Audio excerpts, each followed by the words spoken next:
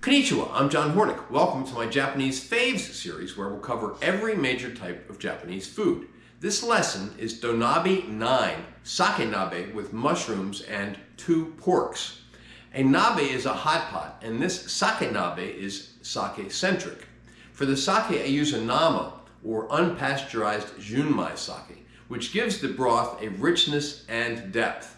The abundant mushrooms give the nabe a heartiness, and the brown pork belly and brown pork tenderloin go great with the broth, the mushrooms, and the other veg. I couldn't be happier with how this nabe turned out. So let's start cooking.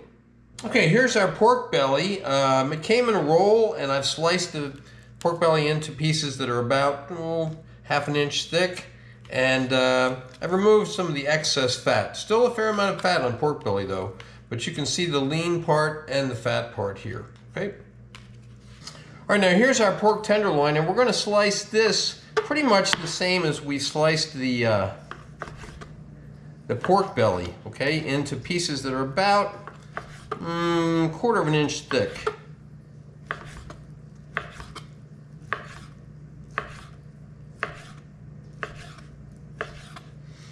Okay, there we go.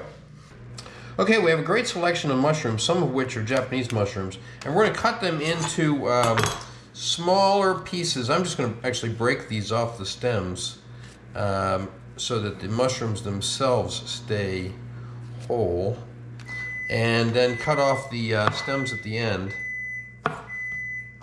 And we're going to cut all of these mushrooms into smaller, more bite-sized pieces. Now we have some shiitake mushrooms, and usually what I do is I remove the stems from those, and then I use the stems to make mushroom stock. You could just cut up the stems and put them into the donabe, but they're harder, they're firmer, they take longer to become soft, so I recommend removing the stems. And then we're going to cut all of these also into bite-sized pieces. We're going to end up with somewhere between 10 and 12 ounces of mushrooms.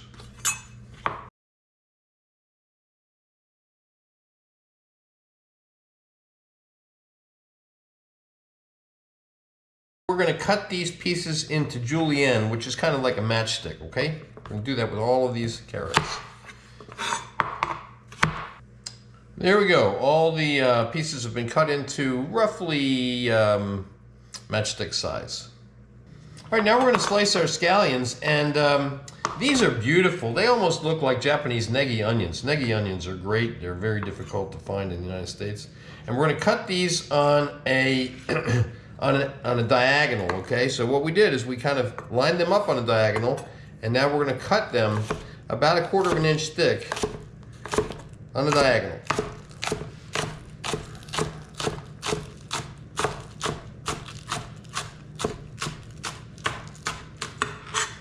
All right, now we're going to slice our garlic, and first we're going to cut off the root end of each piece, each clove, and then we're going to thinly slice each one.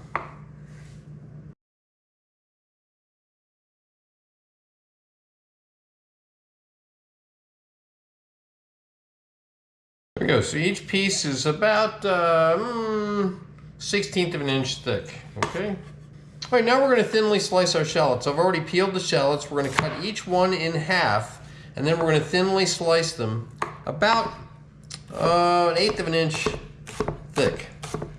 Cut them in half first so that you have half rings. You don't have full rings, okay?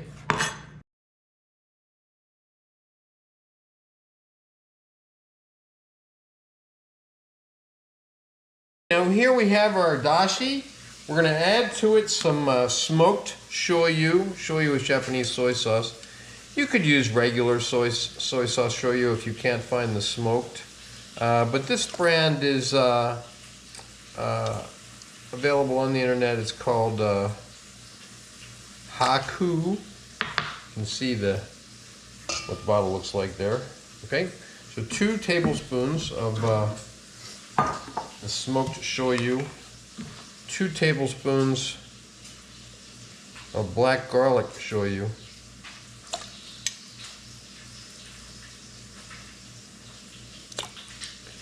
This is what this one looks like.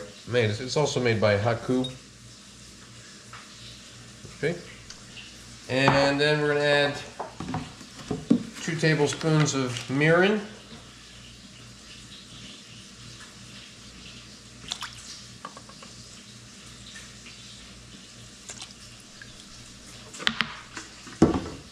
And 1 tablespoon of tobanjan.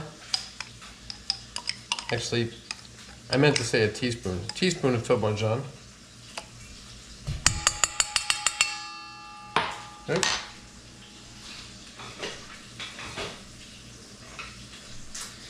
And we're going to mix that up. Okay, now we're going to brown our pork belly pieces. I've placed them all into the pan so that they all have some pan contact. We're going to, and I've put the flame on to medium, okay? Now we're going to lightly brown the pork belly pieces.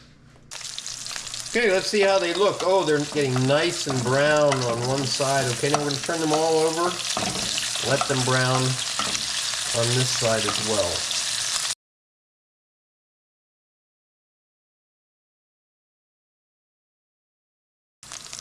Okay, now these pieces look beautiful on the bottom as well. We're going to take them out of the pan with a slotted spoon.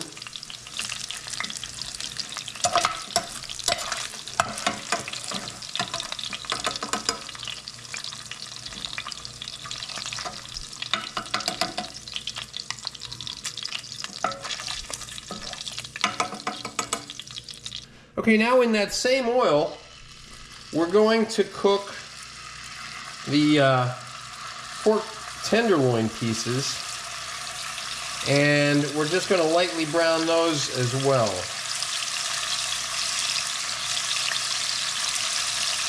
All right, let's see how these are looking. Oh, they're looking beautiful also. We're going to turn them over,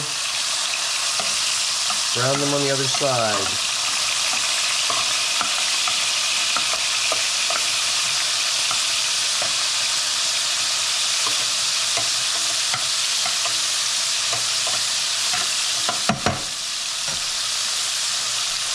Give them a little bit of salt.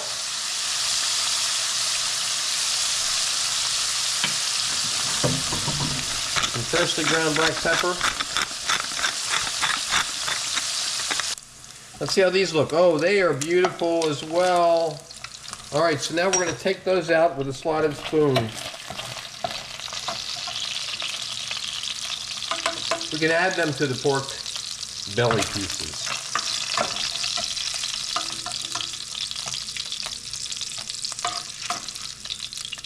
Okay, here we have our donabe on top of our portable butane burner, okay? First we're going to take about 1/3 of the mixed arugula and spinach, and we're going to put that in the bottom of the donabe, okay?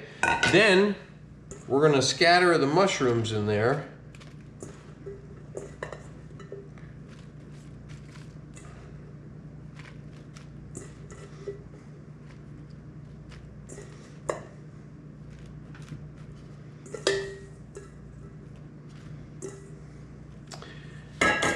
Then we're going to scatter the carrots.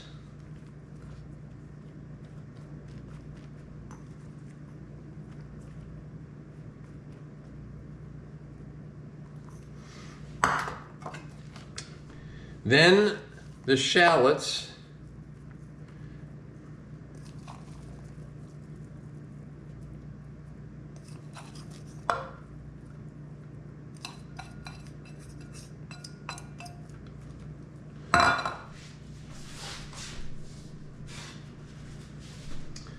Then the pork.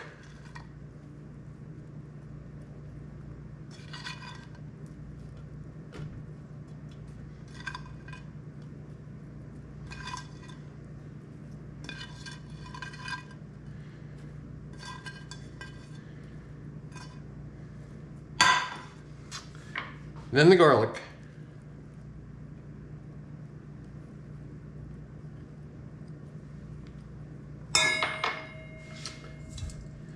Then I want to add the broth.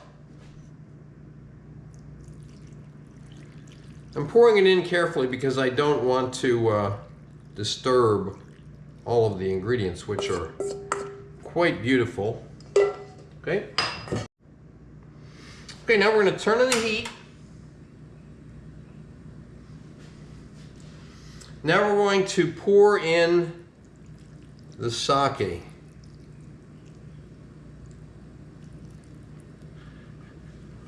Cover it and bring it to a boil. How will we know it's come to a boil? Steam will start coming out of this little hole in the top of the donabe. Okay, steam is coming out of the hole. We're going to remove the top, reduce the heat to low, and let this simmer for about 10 minutes. So we're going to put the lid back on and let it simmer on low heat for 10 minutes, about 10 minutes. Okay, we are almost ready to plate up.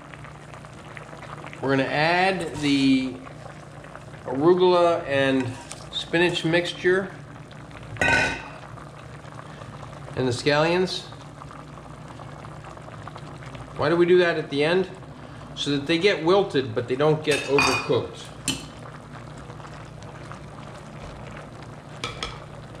I still have the heat on really low, but it's boiling. Now we're going to put this back on the top, let it simmer for just a minute or so, then we're going to plate up.